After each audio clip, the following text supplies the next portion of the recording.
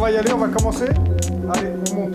Yann Danielou, directeur du centre de formation de l'Olympique de Marseille, responsable de l'organisation générale administrative et sportive du centre de formation. Ludovic Paradinas, responsable du recrutement des U11 jusqu'à l'équipe réserve. Et Johan Benège, donc coordinateur du recrutement des U11 jusqu'à la réserve également, et plus particulièrement sur le sud de la France. Donc on va lancer la première réunion de la saison. L'objectif aujourd'hui, c'est fixer le cadre de la cellule, comment on va fonctionner, les objectifs. Alors déjà, le recrutement, c'est un département très intéressant pour nous et primordial parce qu'on est dans l'évaluation des personnes et on est sur des joueurs qui doivent en faire leur métier ou qui peuvent en faire leur métier. Après, on part du principe qu'il y a une marge d'erreur très importante, étant donné qu'on recrute pour le centre de formation, voire même pour la préfo, à partir de 13 ans ou 14 ans. Et là, on est sur du potentiel. On n'est pas sur les exigences et des contraintes de haut niveau.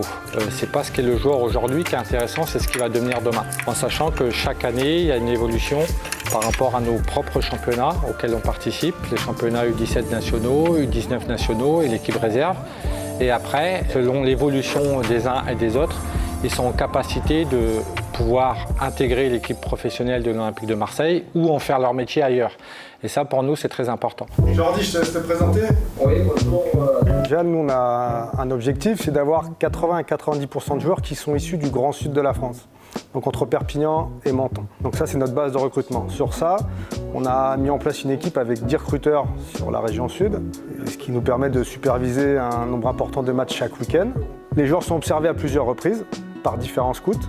Et une fois qu'il y a une unanimité sur un joueur, Johan ou moi, on se déplace pour valider ou pas le profil. On fait venir le joueur. Il est évalué au campus ou à la commanderie. Et à ce moment-là, on demande à Marco Otero et à Yann Danielou d'être présents pour qu'on puisse avoir une position commune sur le joueur. On évalue le joueur sur ses qualités de footballeur, mais aussi on essaie d'évaluer l'homme sur ce qu'il va devenir, parce que c'est le plus important pour nous. Son comportement, comment ça va se passer au niveau scolaire, l'environnement familial. Et une fois qu'on a tous ces éléments-là, après on prend une position et on essaie d'avancer. Pas mal les petits C'est de réduire cette marge d'erreur en ayant le maximum d'observations sur le terrain, en allant voir le maximum de matchs. C'est pour ça qu'on a une base d'observateurs qui est importante, notamment sur la région. Et puis on essaie d'avoir plusieurs regards également, pas que ça soit toujours le même observateur qui soit présent. Et derrière, d'avoir le maximum d'informations sur le joueur pour essayer de se projeter et d'aller vers les profils qu'on essaie nous de déterminer en amont pour essayer de réduire cette marge d'erreur et essayer d'aller vers le maximum de réussite, en tout cas, de se projeter le mieux possible. Le choix le plus important, c'est d'avoir une vraie lisibilité, un vrai projet, avec et sans le football. Parce qu'on sait très bien que sur des jeunes qui intègrent un centre de formation comme celui de l'Olympique de Marseille, il y en a très peu qui réussissent à en faire leur métier. Donc c'est pour ça que pour nous, la formation globale est importante. Quand on parle de formation globale, on parle de formation sportive, bien entendu, mais aussi scolaire, ça c'est très important, et comportementale aussi. C'est pour ça que tout le travail qui a été dit tout à l'heure est mis en amont justement pour pas qu'on se trompe. Après, c'est les moyens mis à disposition, les moyens humains, les moyens structurels, les moyens financiers aussi. Et à ce titre, depuis notre arrivée, il y a des grosses évolutions par rapport à ça, où le centre de formation est devenu un des piliers du club. Et après, c'est la respectabilité aussi qu'on peut avoir en termes de résultats, en termes d'identité, de représentativité. C'est pour ça que nous, par rapport aux orientations de la direction du club, de faire un ancrage local, départemental et régional très fort, ça c'est déjà important.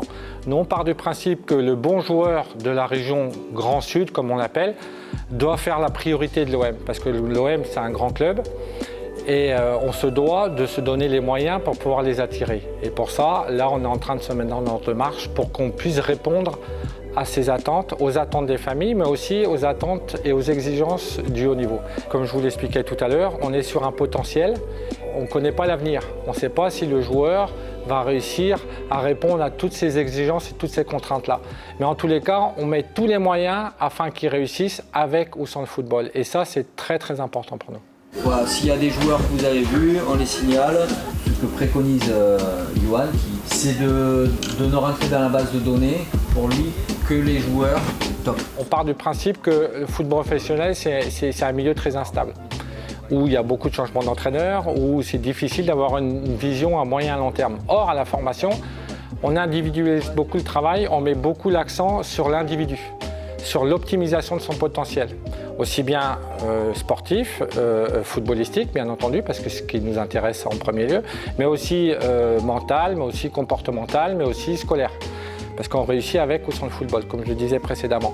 Après, derrière, il y a des critères de haut niveau qui sont indépendants de Ludovic, de Johan, de moi-même, de Marco, enfin peu importe, ou même des coachs. C'est que pour pouvoir jouer au haut niveau, il y a des standards, aussi bien au niveau technique, au niveau physique, au niveau athlétique, au niveau mental. Et c'est la compétition qui va nous permettre de voir comment ils sont en capacité de pouvoir répondre à cette exigence-là. Donc en fin de compte, c'est un pari au départ. Et après, le joueur est en capacité, ou non d'ailleurs, de pouvoir emmagasiner tous ces savoirs-là pour en faire leur métier ou pas. Chez les jeunes, on ne va pas parler de data, mais on parle vraiment plus d'analyse que l'on fait sur les matchs et sur les séances d'entraînement. Les joueurs à cet âge-là, dans les clubs amateurs, ils ne sont pas équipés de GPS, on ne peut pas récupérer de data. Donc ce qu'on a fait, par contre, on collabore depuis cette année avec la société iBall, qui a mis des caméras dans beaucoup de terrains en France. Donc on peut récupérer les images de chaque match. Et sur certains matchs, eux, ils font de l'analyse avec des stats que nous, on peut utiliser. Mais c'est vraiment pas la data, c'est pas la matière première qu'on va utiliser, nous. C'est vraiment l'œil et notre ressenti. C'est pour ça qu'on veut le voir avec plusieurs recruteurs différents. Parce qu'on n'a pas la science infuse. Voilà, mais une fois qu'on a 3-4 scouts qui se sont déplacés et qui nous disent oui, en fin de compte, ce joueur-là, pour nous, il est vraiment intéressant, là, on avance. Mais par contre, déjà, la première chose, c'est de bien connaître, nous, nos joueurs en interne. Parce que tout ce qu'on doit aller chercher à l'extérieur du club doit être au-dessus de ce qu'on a chez nous. À l'OM, on est là pour faire du très haut niveau. Donc on essaie de partir sur ce qui pour nous vont être les top joueurs de demain. Ce qui ne sont pas toujours les top joueurs d'aujourd'hui. Donc la difficulté, elle est là. Maintenant, ça fait un petit moment qu'on fait ça, donc on a un peu habitué. Tout dépend des postes. Voilà, après, on a des profils typiques sur des postes et on se dit, tiens, celui-là, la base, elle est là. On sait que si on travaille bien pendant 3-4 ans, il y a peut-être une possibilité pour qu'il aille là-haut. Donc on avance, on y va. Il y a des exigences et des contraintes de haut niveau, c'est-à-dire qu'il y a des prérequis. Et donc je vais prendre un exemple. D'un point de vue technique, par exemple, sur le maniement du ballon, il faut que le joueur soit en capacité de maîtriser le ballon, pied droit, pied gauche, face au jeu, de côté, etc. etc. Au niveau tactique, ils sont en capacité de pouvoir connaître les systèmes de jeu, etc. On a des grilles d'observation, d'évaluation, avec des items très précis par rapport à la spécificité de ce qu'est l'Olympique de Marseille. Parce que l'Olympique de Marseille n'est pas un club commun, et ça demande des spécificités particulières, surtout par rapport à l'environnement, par rapport au contexte, par rapport à ce que représente le club, le poids de l'écusson aussi, ça c'est important. Et donc on se doit d'être hyper exigeant avec ça. À partir de ce moment-là, catégoriser par année d'âge, parce que ce qui est encore très très important au niveau du recrutement, c'est pas ce qu'est le joueur aujourd'hui qui nous intéresse, c'est ce qui va devenir demain. Et s'il sera en capacité de pouvoir répondre justement aux exigences du haut niveau. Et c'est ça qui nous intéresse et c'est ça qui est passionnant dans notre métier. Parce qu'on part sur une base de départ et après on ne connaît pas l'évolution du joueur. On ne sait pas comment il va évoluer les années futures. Et justement, les meilleurs, c'est ceux qui arrivent à assimiler ça et pouvoir répondre à ces exigences-là. Dans le maillage du territoire, ce qui est important aussi, c'est qu'on soit vraiment en lien et en direct avec les clubs sur notre territoire. Et dans ce cas-là, le partenariat qui a été conclu avec OM Next Génération est très très important. Et l'objectif, c'est de travailler main dans la main avec OM Next, avec les coachs et les éducateurs ici au club, mais surtout d'être vraiment dans une relation de confiance avec les clubs, avec les présidents, avec les responsables techniques, avec les éducateurs de ces clubs, et qu'on puisse avec eux se projeter et puis essayer d'aller justement proposer à tous ces jeunes Marseillais, ces jeunes Provençaux de rejoindre le club parce que il y a des valeurs et qui leur correspondent. Et c'est vrai que ces partenariats sont très importants de nous, en tout cas au niveau de la cellule du recrutement, au niveau du club.